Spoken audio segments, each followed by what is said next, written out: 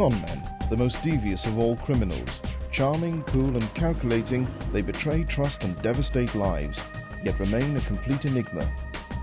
We are about to explore the mysterious world of these master criminals, giving an unprecedented insight into the workings of the complex minds of some of the world's most cunning con men and women. We will reveal the detail and the intricacies of their elaborate crimes and uncover how they were dramatically brought to justice. In this show, the story of a con man who shocked the nation to its core. Robert Hendy Freegard lied and convinced his prey that he was an MI5 secret agent. Believing the IRA were baying for their blood, his victims paid the ultimate price for his bogus protection. Not simply money, but his complete control over their lives. Robert Hendy Freegard, to me, I think is just in a class of his own as a con man. For a decade, Robert Hendy Freegard controlled his victims like puppets, acting out his twisted and sick James Bond fantasies to seduce, degrade and humiliate his pawns while making £1 million fortune from them. I'm an MI5 spy, but you can't tell anyone.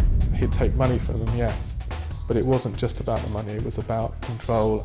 Robert Hendy Freegard's evil spy game was so merciless, sadistic and cruel, the press crowned him King Con.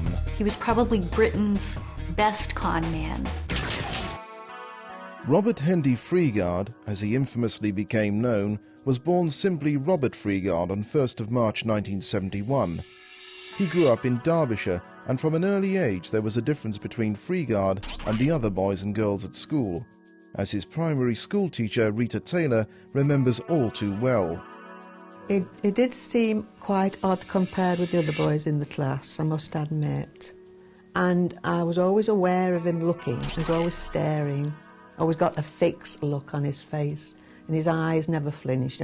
And usually with boys, you don't get that in a class, you know, but he would sit there and just fold his arms and just look at me and never flinch. Robert was a charming little boy, really, and was very good looking, beautiful curly hair. And yes, he'd smile at you as you went through the door, and it seemed as though he could play up to anybody if he wished. But he did say to his friend Michael that one day he would be very important and do something very important in his life. Freegard left school at 15 without any qualifications and drifted for much of his early life, working as a manual labourer. By 1992, his first girlfriend Alison ended their relationship after he stole £600 from her. Well, Hendy Freegard obviously started quite early. His first relationship that we know of wasn't without problems. He stole money from his girlfriend, and he was also charged with incitement to kidnap her. He became obsessed with her, apparently. So here clearly is a guy who feels entitled and wants to control somebody. He wants to control her finances, he thinks he's entitled to that, and he wants to control her. The charges against Freegard never resulted in a custodial sentence, and a year later, in January 1993, the drifter found himself working in a pub in Newport. This is the location where he would conceive his conman persona, the utterly fictitious character of an undercover MI5 agent tracking IRA terrorist cells. In this sleepy town, at this unassuming pub, Freegard laid the seeds for his twisted con that 10 years later would see him dubbed by the press the most evil con man ever. The pub was a pub that was frequented by John Atkinson, Maria Hendy and Sarah Smith. Robert Freegard more or less took over being the landlord at one stage, and then befriended these students and started the extraordinary con on them. Well, here's a group of people that he's met, and he obviously sees some sort of vulnerability in them. You know, they come from a small agricultural college. He thinks that he can manipulate them, and he's right. Freegard's unbelievable con did have a plausible foundation against the backdrop of UK society at the time. In 1992, the IRA bombed London 3 times, killing 4 and injuring 124 people. In December 1992, just a month before Freegard began his sick spy game, the IRA detonated 2 bombs in Manchester city centre, injuring 60 people and killing 2. Even the seemingly sleepy town of Newport had their own reasons to be afraid.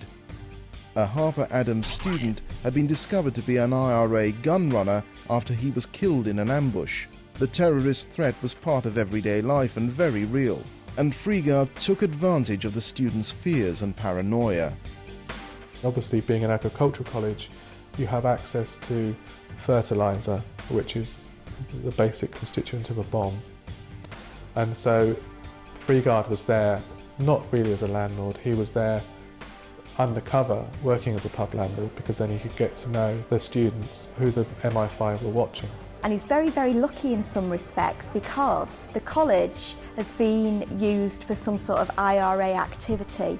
So already there's a plausible story, there's an in for him, and he uses that in to really good effect. We're talking about 1993.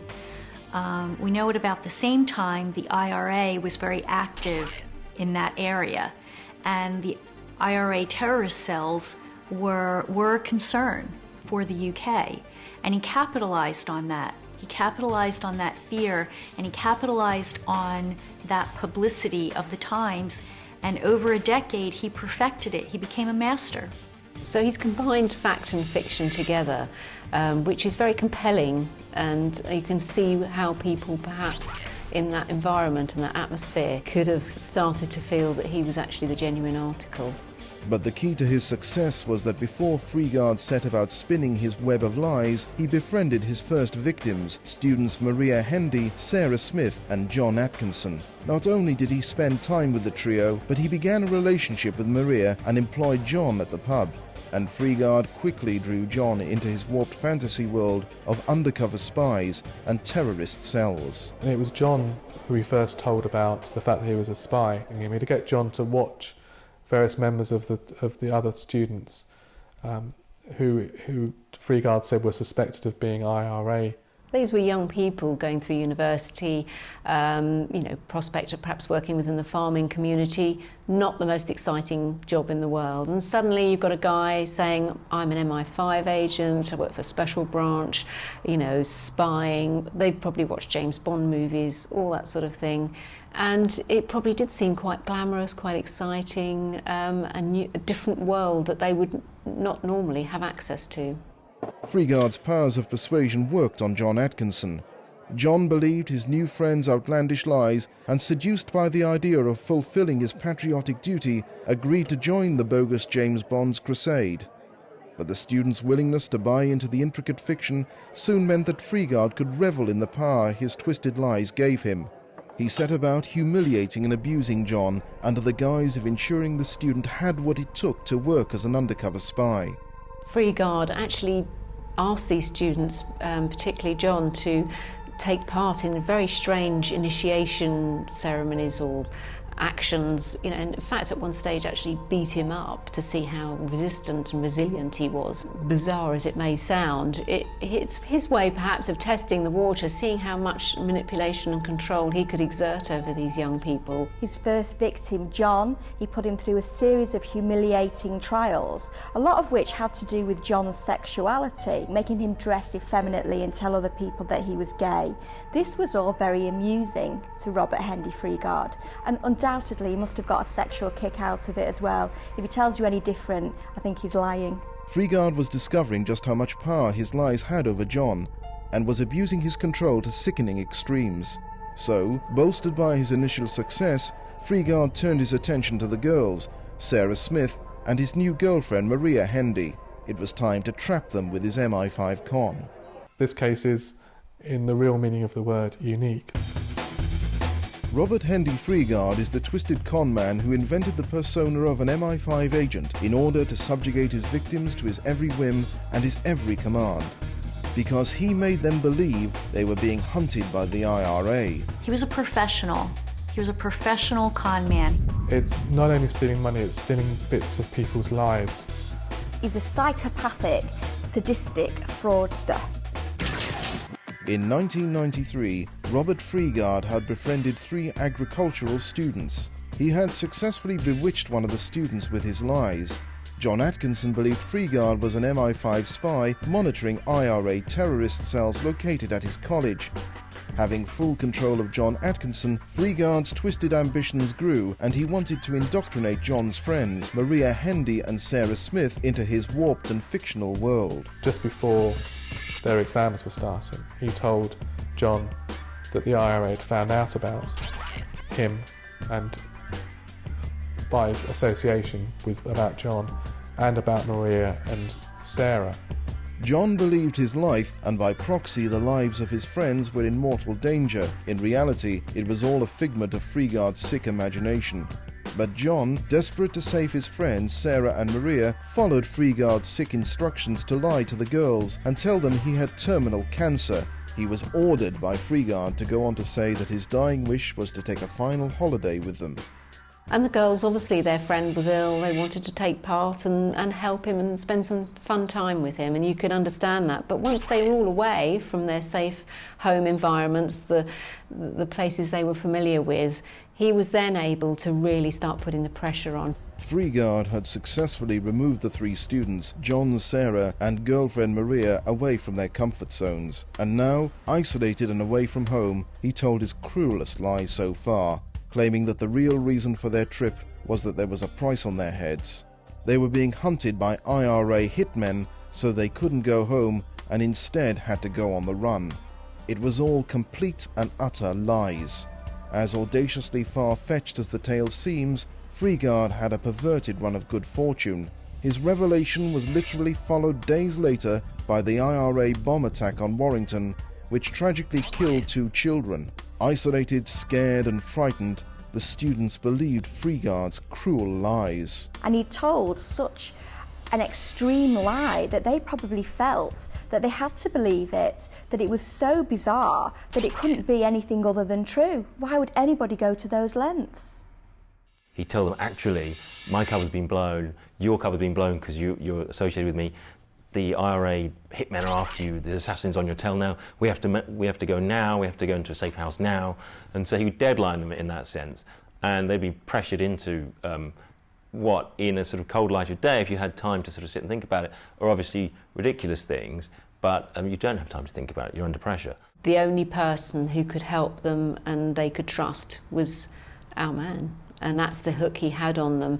There was nowhere else they could go, no one else they could turn to at that point other than him. Now hiding out in Sheffield, Freegard had complete control over his prey and could start to make massive amounts of money off the students through his lies. Freegard told the students if the government directly funded their mission, then the money trail could lead the IRA straight to them. So until the danger passed, the students had to contact their families and beg for funds. And the students begged as if it was for their lives. In total, John Atkinson ended up handing over £390,000 of his family's money, and Sarah Smith gave Freegard her £188,000 inheritance. The students were led to believe they would be refunded the money with interest, but in the meantime, it would help to keep them safe and, more importantly, alive. When you read the news reports about these poor suckers who got scammed into it, how could they fall for this ridiculous story? Well, because it was exciting, and I guess obviously we all want a bit of romance and adventure and excitement in our life, and of course once you start down that road, then it's hard to get out of. Where he started to gain something positive out of this whole scam was when he actually persuaded these young people to go to their families and start taking out huge, in some cases, sums of money. His story was that they were in a witness protection programme, but the government couldn't be seen to be giving money for this witness protection programme. So he needed money from them for their living expenses as they were going along. He was keeping an account of how much money that they were giving him, and then in a few years' time, the government would pay back the money.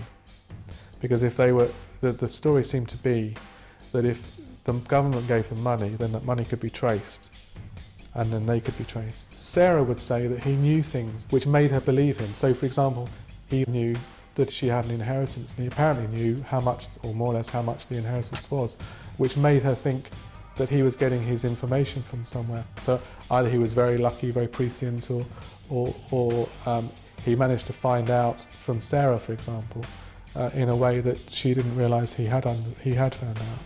They were held in fear. They were going to do whatever it took for their own survival, so they thought, but also for his. because he was the person who was controlling them and in their mind keeping them safe. By June 1993, Maria was pregnant with Freegard's first child, and he had found Sarah and John menial jobs in Sheffield to fund their protection. Everything the two students earned was handed over to Freegard, and they were forbidden from discussing their situation, even with each other. As far as they were concerned, Freegard saw everything, knew everything, and was everywhere. His power over the students was absolute. He even made Sarah open a bank account in Maria's name, so every penny Sarah earned went straight to Freegard, and she was left living in poverty. He actually set them up in jobs and in a flat, I think just outside Sheffield, where they actually were unassumed names. So he was even to an extreme extent of distancing them so far from their previous lives. They probably got to the point where they almost forgot what those lives were about, and they were completely living in that new life that he'd created for them. Sarah was working in a number of jobs. She was working under the name of Maria Hendy, and the money was being paid directly into a bank account in the name of Maria Hendy, which then Freegard would take the money from, because Maria wasn't allowed to have any money for herself. Freegard also began to adopt a double-barreled name, incorporating Maria Hendy's surname. Freegard did not take money from Maria. Maria lived as Freegard's common-law wife, a virtual prisoner in their flat, while her lover lied to her, saying he was away on MI5 missions. Maria gave birth to Freegard's first child in 1994, and the conman's cruelty toward her came in a completely different form. Maria and Hendy Freegard's relationship is going to have characteristics that are common in any relationship that is characterised by domestic violence. She is being controlled. She is probably walking on eggshells, wondering what to do to keep him happy, and also she thinks that keeping him happy is keeping her alive. That's very, very powerful. The poor girl probably didn't know which way was up at that time, and also she's got children by him. She wants to keep those children alive as well. She was in an impossible situation in many respects. With Maria completely isolated from her two friends, it wasn't long until Freegard decided to separate Sarah and John. Freegard moved John to Derbyshire, and Sarah remained in Sheffield. Now Freegard's prey were completely isolated and alone. He had them exactly where he wanted them, puppets to feed his ego and fund his fantasies. The students were so dependent and scared that Freegard could play out his twisted MI5 delusions indefinitely, enjoying the power and the funds the students gave him. For the following 5 years, Freegard had Sarah and John working in the shadows of society, and Maria a virtual recluse now raising Freegard's two children. The bogus spy had done the unbelievable, manipulated and abused 3 intelligent adults until he held them completely in his wicked thrall. Once he had those young students under his control, and the fact that they would do his bidding every time he asked them, whatever he asked them to do, the fact that he had these puppets that he could control, must have been an incredible power trip for him. All he cared about was what he was getting. And actually what he was getting was a really nice lifestyle that allowed him to be more convincing as this MI5 agent. You know, he was able to use the money to get the suits, get the cars, but also you have to wonder, was he a little bit convinced himself? Because he was getting deeper and deeper into the fantasy. He was growing into, I guess, his James Bond persona, and he would have flash suits and flash cars, and that's all part of what's called putting on the dog, is where you adopt the persona, and then it makes you much more plausible. He looked the part, and that's half the battle. After decimating Sarah and John's savings, Freegard had money to spend at will and could extravagantly live out his perverse James Bond fantasy life. All the while, his victims lived in squalor. Maria was living in fear, a virtual prisoner, with Freegard's 2 children, and similarly, John and Sarah were trying to be invisible, not stand out, scared for their lives. You have to think about the psychological perspective. What did he deny them? Well, he denied them access to family. He denied them access to friends. He denied them access to their past, to their employment, to their finances. He changed the way they looked. He changed what they ate, where they lived, who they socialized with, who they could talk with. So in the end, they saw themselves through him. He was their only reference point. And Of course, as a spy, he had access to deadly force. He would threaten them. He would threaten to kill them or have them killed by other operatives if they didn't do exactly what he said. So the combination of control and denial to what's familiar to you and then threats to kill is very powerful. You can almost see him, I think, developing his powers, his scamming powers as he goes along. You can almost sort of see him realizing the extent of his power and pushing the envelope of it, because he starts off with, okay, it's a big lie, but you know, it's only so far. And then I think you can imagine him sort of thinking, well, they bought that, you know, I can say anything I want and they'll buy it. I only have to say it and it becomes true almost. Freegard began working as a car salesman, and the location proved to be a fertile hunting ground. In 1996, unbeknownst to Maria, Freegard met and began affairs with several other women, seducing them with his evil con. Of these women, Freegard seemed to enjoy a malevolent level of pleasure from making 22-year-old Elizabeth Bartholomew suffer. Elizabeth was bewitched by Freegard, believing him to be an MI5 spy, and took out 2 loans for him amounting to £14,500. But it was the sadistic control Freegard had over Elizabeth that was the most disturbing. He would prohibit her from using makeup, and even ban her from using sanitary towels, to simultaneously degrade her and test her loyalty to his fictitious cause. And such was his power that she would comply. There was a level of cruelty towards Elizabeth which was unseen in the other people that he dealt with. He told her, for example, that she couldn't go back to her flat because there was a sniper trained on her block of flats, and that if she went back in the daytime, she'd be shot, and if she went back in the night time and turned the lights on, she'd be shot. So when she did go back to her flat once or twice, it would be at night, and she'd have the lights off, and she'd be crawling around on the floor, avoiding someone who she thought was about to take a shot at her from another block of flats. He had her change her appearance, he had her bleach her hair, he had her wear a sari, so she was a white woman with bleached blonde hair wearing a sari. He took her other clothes away from her. He had her at one time stripped naked for him in a public park. All these sorts of strange and cruel tests that he was performing. And in terms of her, he'd already got money from her. There was no financial gain at that stage in relation to her. It was a very cruel test and a very cruel set of instructions he was giving her for no other purpose than seemingly for their cruelty. Well, it's quite clear, isn't it, that people to Hendy Freegard weren't sentient creatures with emotions that are to be valued. They're just things to be manipulated, objects, if you like. People can be manipulated for kicks, and that's what he did. He picked people up along the way, had a bit of fun with them. He would have her wait for him in places. That would be her test. He would say to her, I'm dropping you off here, wait for me, I'll be back in however long. I think one time he left her there for 4 or 5 days, maybe a week, on a park bench waiting for him with just a Mars bar to eat. He'd do the same with Sarah. He'd ask her to wait, tell her to wait for him in a particular place. Once Freegard even drove Sarah to an airport and left her there with instructions to wait for him.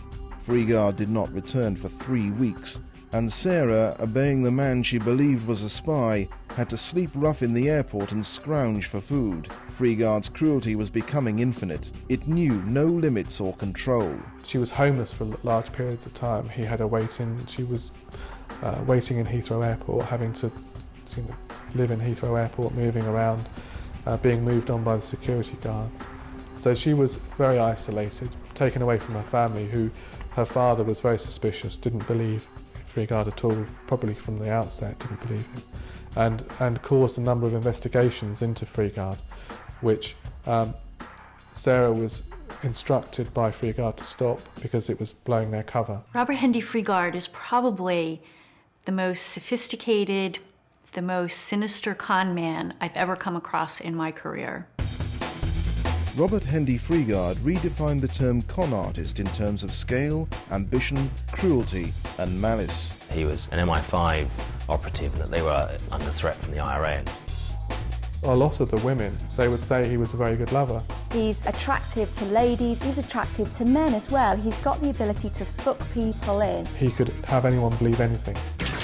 By 1998, Freegard had controlled and conned Sarah Smith, John Atkinson and the mother of his children, Maria Hendy, for 5 years. But that year, he lost control of John, a man who in half a decade had given the fake spy, whom he believed was keeping him safe, around £400,000 of his family's money. John Atkinson, when asking for money, had always promised his family that he had met Freegard's superiors, but in reality he had only ever dealt with one man, Evil Freegard. After 5 years, John finally confessed the shocking truth to his family, who then convinced him to come home. But he was seemingly too shell-shocked and afraid to go to the police. Freegard's disturbing control was still in place. One of the interesting things about Freegard's backstory was that it was very useful to him because it had built into it a block hustle. And a block hustle is a kind of element of a scam where you build into it something that stops the mark from going to the police. And so the way he built the block hustle into it was because, of course, his whole story was that their lives were in danger. They had to stay undercover. This is all the secret services, the assassins were on their trail. So, of course, they couldn't break cover, couldn't go to the police. Although Freegard had lost John, he still had Sarah and Maria to play with. And he had acquired a new toy in the form of Elizabeth. His victims were dotted around the UK, giving him money and obeying his every command. By 2000, Freegard was working as a car salesman in London, and before long he found his next victim, Renata Kister. He was working in a car showroom and she came in to buy a car and they became friendly. He then had her, I think, invest an amount of money in a number of different cars because he was going to start a car fleet of some kind. He probably took about £20,000 from Renata. She also ran a cleaning business. So he had Sarah working for Renata, although telling Renata that Sarah was South American, didn't speak any English, and was a witness, I think, in a drug trial and was undercover for that. And Freegard began to play even more games with his victims and lovers. Even though he had secured all of Sarah Smith's trust fund, Freegard's cruel abuse continued while pretending to be an undercover spy. She also, at one stage, was staying in a house where she was locked in the bathroom, and in fact Renata was downstairs in another part of the house. I think he told her that there was someone else downstairs, but that they shouldn't meet, it would compromise her safety and her being undercover. So for days she was living in a bathroom, just drinking water and being brought food by him. By the end of 2001, Freegard's long-term relationship with Maria Hendy finally came to an end. Maria had been living like a recluse, raising the 2 daughters she had with Freegard. After 8 years of fear and torment, Maria finally fled to her parents after the bogus spy reportedly viciously attacked her. But Freegard still had Elizabeth, Renata and Sarah to manipulate for money, sex and his twisted power games. But Freegard had seduced another woman, a London-based solicitor called Caroline Cooper. After a whirlwind romance, Freegard had wooed Caroline with his charm and lies, and she believed, like many of his other victims, that she was going to be his wife. In reality, he was using her to fuel and fund his fantasy, stealing £14,000 from her building society account and also borrowing thousands of pounds, with no intention of paying it back.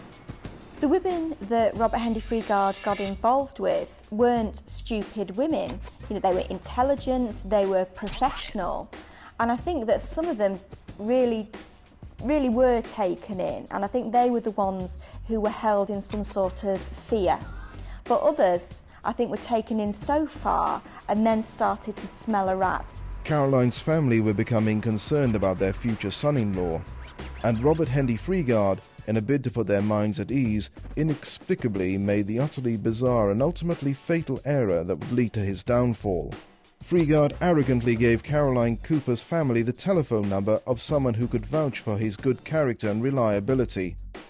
Only the reference he offered them was Maria Hendy's father, a man who for 8 years had been powerless while his daughter was used, abused and beaten by the bogus MI5 spy. Obviously he didn't vouch for him. When they went and asked him, what about this guy Freegard, he probably wasn't that complimentary, and so the relationship ended. But of course, then he reneged on, he took money from Caroline, didn't give it back to her. She then went to the police and eventually, after some time, managed to persuade the police it was a crime rather than simply a civil debt that was going on here. And of course, she then provided the link from herself to Maria, which is a trail that the police then followed and spoke to Maria. And then from Maria, they went to Ian Peter Smith, Sarah Smith's father. So in effect, he created the chain that caught him out. Freegard's bizarre error set off a chain reaction. He was completely unaware of the investigation, and by September 2002, Freegard moved on to his last known victim, an American child psychologist living in the UK called Kimberly Adams, who had fallen hook, line and sinker for his thrilling tales of being an undercover spy. This fantasy appealed to her, and the charm and the persona of a James Bond image that went with it made her fall in love with him. Everything was quite wonderful because spies go to very nice restaurants, they drive very fabulous and fancy cars, buy you very expensive gifts, take you on very nice weekend trips. But once she became involved in his life and accepted the fact that he was a spy and that she was going to live a life with a spy, all of that changed drastically. He changed her appearance. He told her that sacrifices would have to be made. He told her that contacts with her family would be limited, that she would need to change her employment. So essentially, he took over her life. He found out that her stepfather, I think, had just won the American lottery. So had just won $20 million, I think, on the American lottery. So obviously that was he probably saw that there was a potential of getting money there. So that they quickly made contact with her American family. Freegard was making Kimberly beg her parents for money, telling them that the money was funding their spy school education. He was telling them that they'd both taken the exams and that she'd failed one of the exams and had to pay some money in order to retake the exam at spy school. Of course, he hadn't failed, he'd passed his exams. And it's interesting, her family became suspicious because Kimberly had never failed any exams before. They then contacted the FBI to find out if he was telling the truth. The thing he didn't count on was that his victims had people who loved them and who would look out for them. Caring about another human being is so beyond his experience. He was so inhumane himself that he didn't count on other people doing what humans do to look out for each other. With the potential of unlimited funds being provided by Kimberly's lottery-winning family, Freegard's lies were being relayed across the Atlantic. But little did Freegard know that the phone calls to the USA asking for money to fund his bogus spy life were being monitored by New Scotland Yard and the FBI, led by Special Agent Jacqueline Zappacosta. Mr. Freegard, we learned, had been operating as such, not with Kimberly, but with 7 other women and a man for over a decade. This was a very powerful person. This was a person who had mastered his craft. This was a formidable opponent, even for the FBI and even for New Scotland Yard. So what we thought of, well, let's use Robert Hendy Freegard to catch himself. I sent out an urgent communication to field offices where both parents lived, in Iowa and in Arizona, and tasked them with cultivating the parents to help us. Once we convinced the parents to work with us, they both did a fabulous job. And both of them allowed us, the FBI, to tape record conversations with Kimberly. So for 6 weeks, we ran 24/7, the FBI and New Scotland Yard in a partnership across 5 time zones. And we studied the phone calls. We studied Freegard's reaction when talking to the parents. We studied Kimberly's reaction when talking to her parents. And little by little, through Kimberly's mom, we convinced them that the only way Kimberly's mother would give Robert Freegard any more money was to meet him and Kimberly at Heathrow Airport. and that she would fly in with $20,000 in US cash and would gladly hand it over to Robert if Kimberly's mother could make sure she was safe. So we held out the bait. Freegard accepted the bait. The US and UK police had to ensure the sting would work, keeping Kimberly's mother safe without arousing the MI5 conman's suspicions. The Met Police and the FBI flew Kim's mother in the night before, hid her in a hotel room in central London, briefed her throughout the night as to safety aspects, evidence gathering, how she should walk, how she should behave, how she should talk when she was with him. We were very concerned about Kimberly at that stage because we knew that he tended to hide people. So we were concerned that if we got him, that we wouldn't then be able to get Kimberly, or we wouldn't find Kimberly. So we impressed on Kimberly Adams' mother the importance that she shouldn't hand over or say that she was going to hand over any money until she'd seen her daughter. The next morning, we secreted her back into Heathrow Airport. Scotland Yard had several surveillance teams, as a matter of fact, stationed all over Heathrow Airport, watching for Freegard. He met Kimberly's mother, engaged her in conversation. Kimberly's mother gave certain signals to the Met Police who were watching her. And they were followed to a car park in Heathrow Airport, where Kimberly was waiting in a car for him. And as soon as the officers knew that Kimberly was there and she could be rescued, they swooped and arrested him. Robert Hendy Freegard was finally in custody after 10 years of cruelty. Kimberly was safe, but the police had to unravel the extent of the bizarre con and locate Sarah and Elizabeth, who were hiding from the IRA. He'd left Caroline and he had left Renata, as far as I'm aware. Sarah was still missing. We didn't know where Sarah was. When he was initially questioned by the police, he made no comment to any of the questions that they were asking. And I think there were about 2 or 3 hours of them asking questions about the various people. He could have told us where Sarah was. He could have told us where Elizabeth was, but he didn't. So there was absolutely no remorse and no compassion towards people he was having sexual relationships with. Robert Hendy Freegard had pulled off a massive, massive deception. For 10 years, Robert Hendy Freegard cruelly convinced his victims that he was an MI5 spy in order to seduce them and scare them into giving him money. He's pushing the envelope, he's testing the limits of his power. He did what was necessary to feed his own sadistic urges. Some of them were forced to sleep in bathrooms. These were people he was having intimate relationships with. These women lived in airport terminals for weeks at a time. He's a kind of James Bond figure. They would sleep on park benches. He ended up being very much their puppet master because he controlled their whole world. In 2003, Robert Hendy Freegard was in custody and not talking. The police were building the case and desperate to find his missing victims. We put the pieces of the puzzle together. We found passports of other women. We found letters and cards from other women. We found photographs of other women. And through the next several months, the police literally rescued women who had been in hiding for years. Well, actually, the secret of Hendy Freegard's success is the fear that he held his victims in. So when police did come to them and say, hey, you know, you're being manipulated here, we need to talk to you, their first response was, oh, just a minute, I was warned that this was going to happen, I'm ready for this. And so their defences came up. But Sarah Smith, who had been under Freegard's control for a decade, was still missing, believing her life was in danger.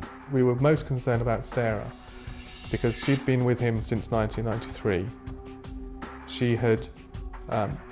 She'd lost all contact with her parents for about a year and a half. We were very worried about her because we knew that he tended to put people in very difficult positions. By a stroke of luck, one of the documents uncovered led them to Renata, one of Freegard's casualties, who in turn would become invaluable in helping find the victim Freegard had abused for a decade.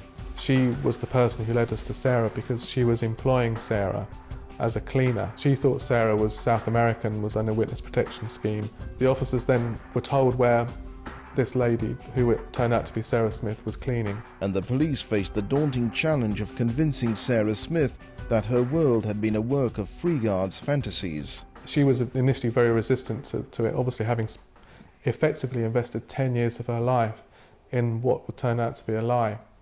But she was taken to the police station to prove the bona fides of the officers that were speaking to her. And then the whole story came out about what had been happening to her. And this woman really did suffer. She was found in an emaciated state, absolutely terrified. He had her completely under his control, to the extent that he controlled, where she lived, what she ate.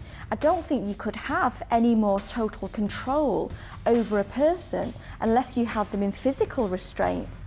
With the key victims located, a formidable case was building against Freegard and his bogus MI5 con.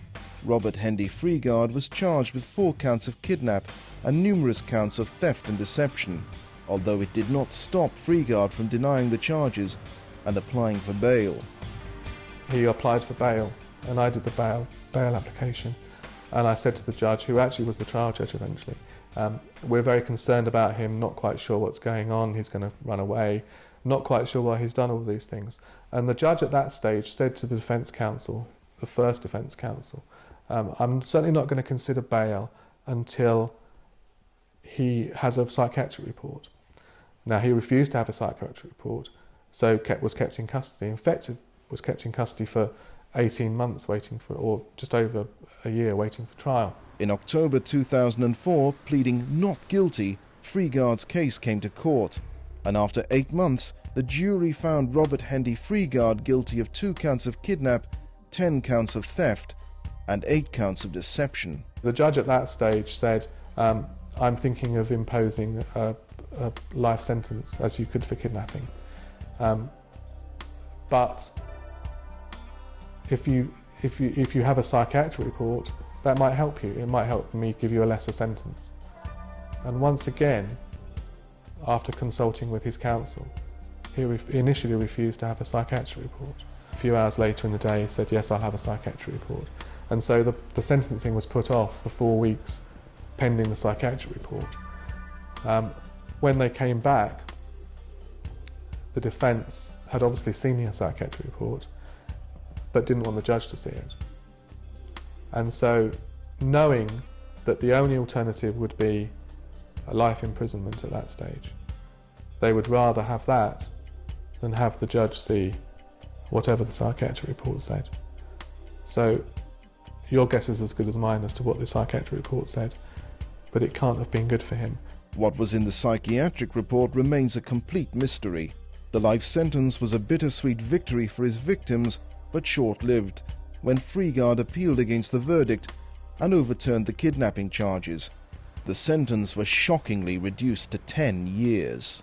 Well, the charges of kidnap were dropped because Hendy Freegard didn't use handcuffs, he didn't use locks and keys, he didn't use ropes to bind people.